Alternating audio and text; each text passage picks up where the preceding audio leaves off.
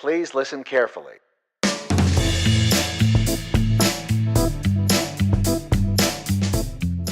Nightshifter is a 2018 Brazilian horror film that was written and directed by Dennison Ramalho and premiered at the 2018 Fantasia International Film Festival. Our main character, Stênio, works the night shift in São Paulo in a morgue, and right off the bat, we are basically shown that he can talk to cadavers. It's not something that he discovers throughout the course of the film. It's something that visibly he's been able to do for a very long time. At one point, a body comes in and tells him that his wife is cheating on him with the local baker. So he stakes out his wife, and as it turns out, yes, she is having an affair with the baker. Later on, another cadaver comes in that was a gang member that was killed in prison, and he talks to the corpse, as he is wont to do, and the corpse tells him that he was sold out and gives the name of the person that sold them out in their organization, and asks Stênio to go see his brother to enact vengeance and kill the person that betrayed them. So Stênio executes and finds the local gang leader whose brother was killed, but instead of giving him the name of the person that was responsible for the death of his brother, he tells him that it was the baker for some obscure reason. They had, money issues, and he had him killed.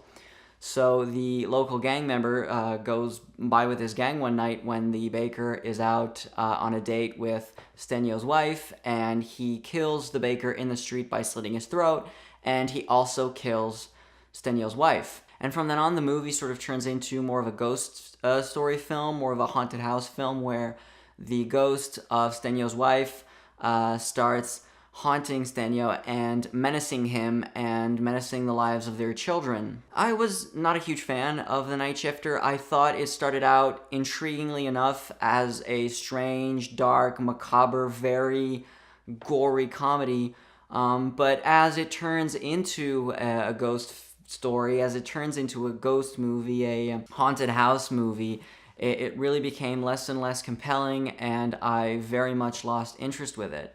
The movie also commits the huge sin of punctuating every jump scare with a very loud, eardrum-piercing noise, and there are a ton of them throughout the film.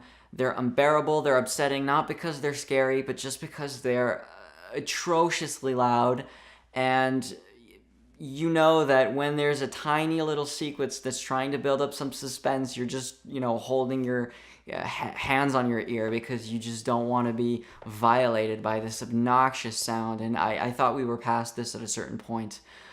It doesn't work. It doesn't make the movie any more interesting, and it certainly doesn't make it any more scary. And finally, something that I have to mention because it really just jumped out at me while watching the film is the issue of the way women are represented in the film. The main antagonist is his ex-wife, I guess, because she's dead, but his wife.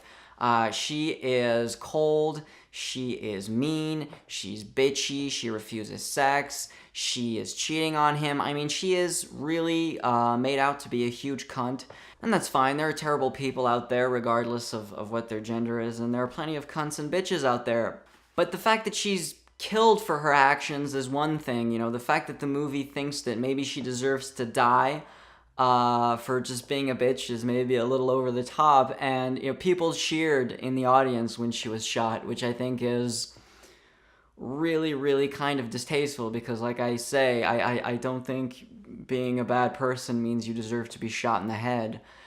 And then towards the last act of the film, so major spoilers if you don't want to have that revealed to you, Stênio's new love interest, in a way, which is the daughter of the baker with which his wife was fooling around with, becomes possessed by the spirit of his ex-wife and starts attacking him and attacking his children, basically saying to Stênio in her possessed, bitchy voice, I'm going to kill you, and I'm going to kill your children, more importantly, unless you kill this person, this body that I am possessing.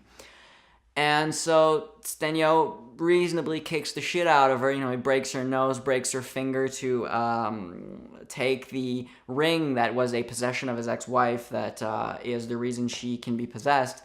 But what it looks like from the outside looking in, if you take it sort of out of the pure context of the film, is he's kind of beating the bitch out of his new girlfriend, which, on top of the horrible just representation of his ex-wife, you add that him beating the shit out of his new girlfriend, basically, and people cheering, I thought it felt kind of pathetic. And I think the movie could have gotten away with it if it had been self-aware about what it was doing. Maybe if it was actually comedic, darkly comedic, maybe if the movie actually revealed at a certain point, which I thought it was going to go there, that he actually can't talk to cadavers. His new girlfriend is not being possessed by his ex-wife. He's just a total lunatic. And in essence, is a film about maybe domestic abuse or something. If it had been maybe really darkly comedic, it could have pulled it off. But the way it is, it's just kind of pathetic. And as such, because the rest of the film really wasn't all that compelling to me, it really wasn't something I could sort of forgive. So as always, thanks for watching the video. Be sure to hit the like button if you like these little Fantasia updates. And yeah, subscribe, like, share, whatever. And until next time, see ya.